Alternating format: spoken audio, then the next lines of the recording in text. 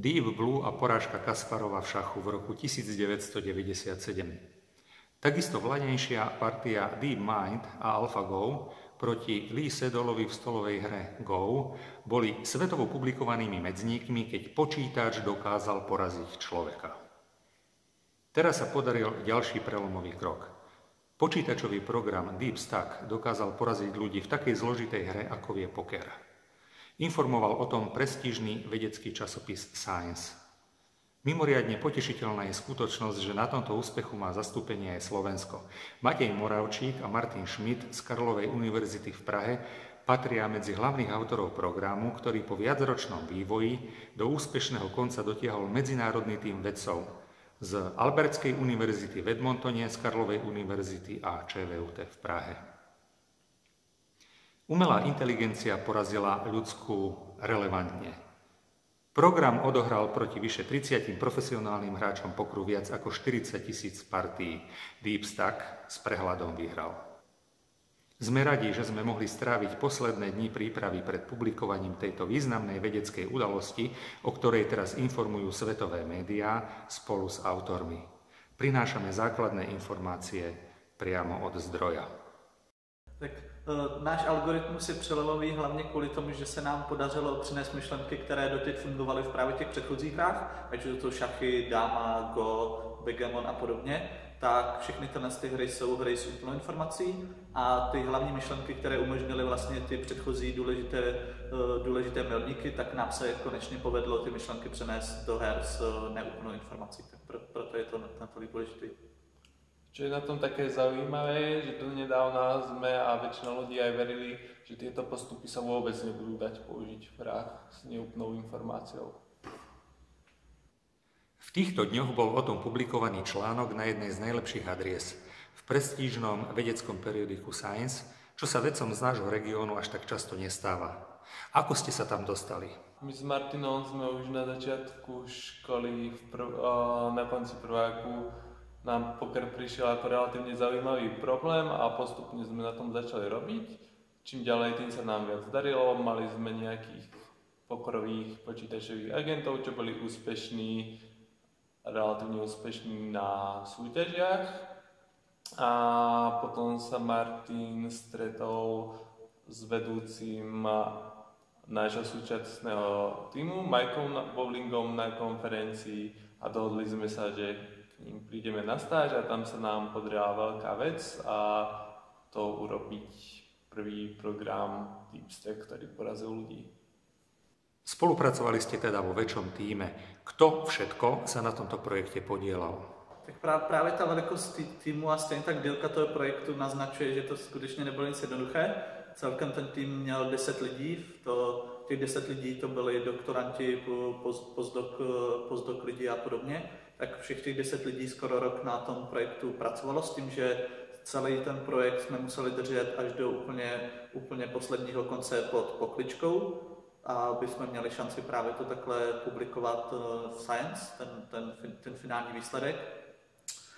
Celý ten tým obsahoval tak mě s Matějem z katedry aplikované matematiky z Matfizu, potom z českých univerzit tam byl ještě William Lisí z Českého vysokého učení technického a zbytek týmu tak všechno byli kluci z Univerzity Alberta, kteří už na pokru hodně dlouho pracují a mají v tom velkou tradici.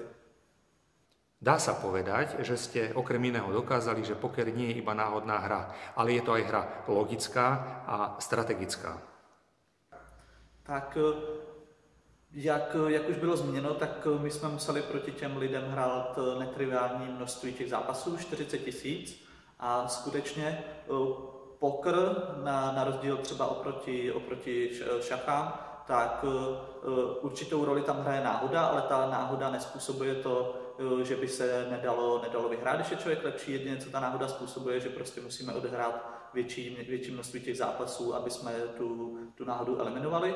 A jeden z důležitých vědeckých výsledků, které jsou součástí tohohle výsledku je, tak jsme vymysleli metodu, která umožňuje v pokru výrazně tu roli náhodu snížit. To znamená, můžeme odehrát řádově menší množství partí, aby jsme si byli jistí, že jsme vyhráli. Vytvorili ste umelú inteligenciu, ktorá dokázala zvíťaziť nad človekom v zložitej kartovej hre. Bude mať vaša práca okrem nesporného vedeckého prínosu aj iné reálne dopady? Tak najprv môžem spomenúť, čo to bude znamenať v rámci pokru. Na to sa dá dosť dobre pozrieť, lebo poker nie je prvá hra, v ktorej umelá inteligencia bola lepšia ako človek. Pekný príklad je šach a odkedy je silná umelá inteligencia v šachu, tak to značne zmenilo samotný štýl, akým sa šach hrá a hráči bežne konzultujú svoje partie s počítačom, takže v pokri sa dá predpokladať čosi podobné.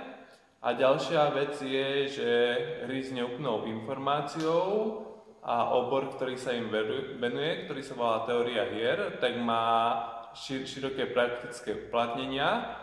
Veľa výsledkov z tohto odboru je dosť nových, takže v praxi sa to začína uplatňovať pomaly, ale už je to uplatnené napríklad na pohyb revízorov a pobrežnú stráž, kontroly na letiskách a v mnohých ďalších aplikáciách. A náš program tomu môže pomôcť, lebo pomocou nášho programu a algoritmov s nich spojeným môžeme modelovať oveľa väčšie a zložitejšie problémy, ako bolo doteraz možné, a súčasne to dokáže bežať veľmi rýchlo a efektívne, čo znamená, že by mohol pomôcť uplatneniu algoritmickej teórie hier v praxi. Zakončili ste jednu etapu vašej práce. Aké sú výzvy do budúcnosti? Tak my dva v rámci toho týmu, kterého jsme byli součástí v Kanadě, tak už máme naplánované další zajímavé projekty a téměř určitě se do Kanady teďka vrátíme a budeme tam společně na tom pracovat.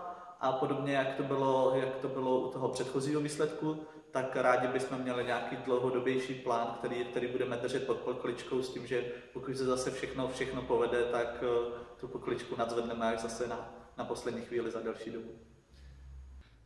Gratulujem ku krásnemu výsledku a verím, že sa zastretneme pri novej zaujímavej spoločnej téme.